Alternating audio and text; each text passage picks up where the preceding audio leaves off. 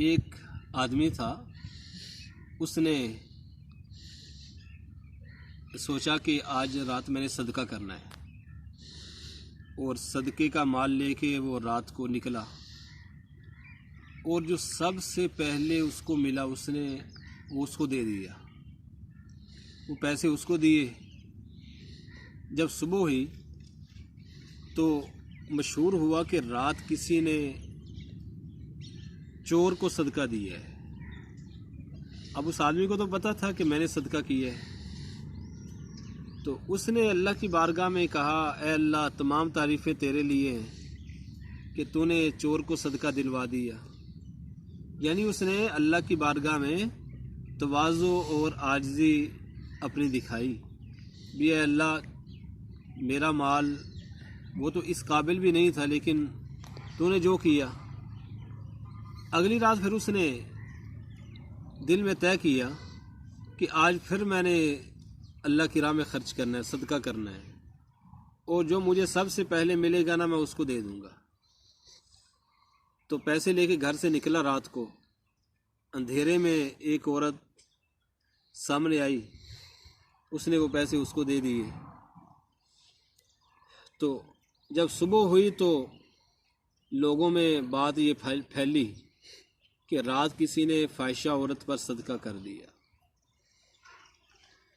تو اس نے کہا، اے اللہ، تمام تعریفیں تیرے لیے ہیں کہ فاحشہ عورت کو تو نے بدکار عورت پر صدقہ کرایا میرا، اور میرا مال تو اس قابل بھی نہیں تھا۔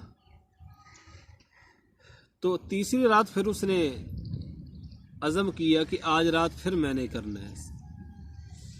ایسی تیسری رات اس نے جو سب سے پہلے اس کو ملا، اس نے اس کو پیسے دے دیے۔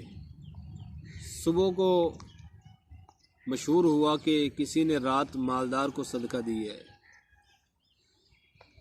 تو وہ اللہ کی بارگاہ میں اس نے اللہ کی تعریف کی، اے اللہ، تمام تعریفیں تیرے لیے ہیں، تو نے اس چور پر صدقہ کرایا، ایک فاحشہ عورت پر کرا دیا، مالدار پہ۔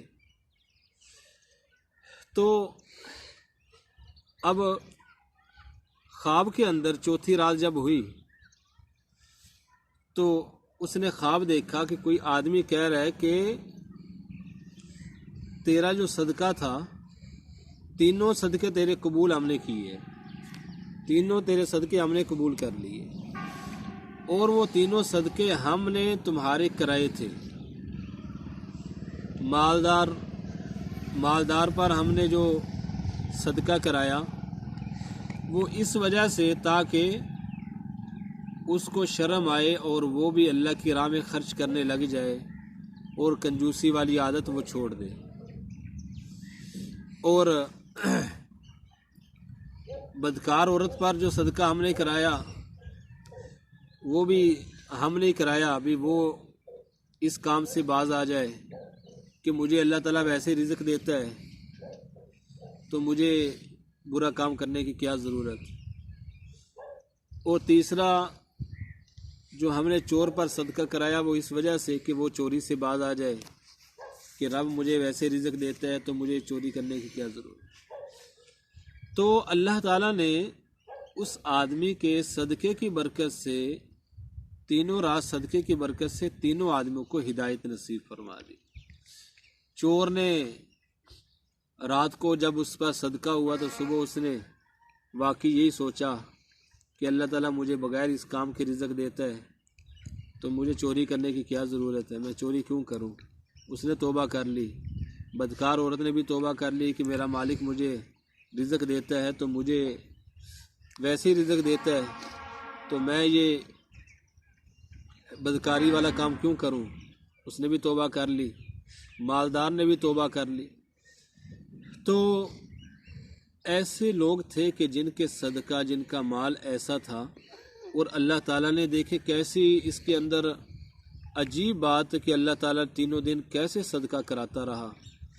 کوئی ہمارے جیسا آدمی ہو تو وہ پریشان ہو جاتا ہے پہلے دن ہی، اور پریشان ہو کر پہلے دن ہی بیٹھ جاتا، اور جناب کیا وہ اپنا کہ میں تو ساری دنیا میں رسوا ہو گیا اور مشہور ہو گیا ہوں، ہاں جی، دوبارہ وہ ایسا کرتا ہی نہ۔ لیکن وہ آدمی کیسا وہ ڈٹا رہا استقامت اختیار کی کہ میں تو اپنے رب کے لیے کر رہا ہوں، اور میرا جو مال ہے وہ تو اس قابل بھی نہیں تھا، لیکن اللہ تعالیٰ جب بندہ یہ کرتا ہے، یہ سوچتا ہے، تو پھر اللہ تعالیٰ بندے کی وجہ سے بہت سارے لوگوں کو ہدایت نصیب فرماتا ہے۔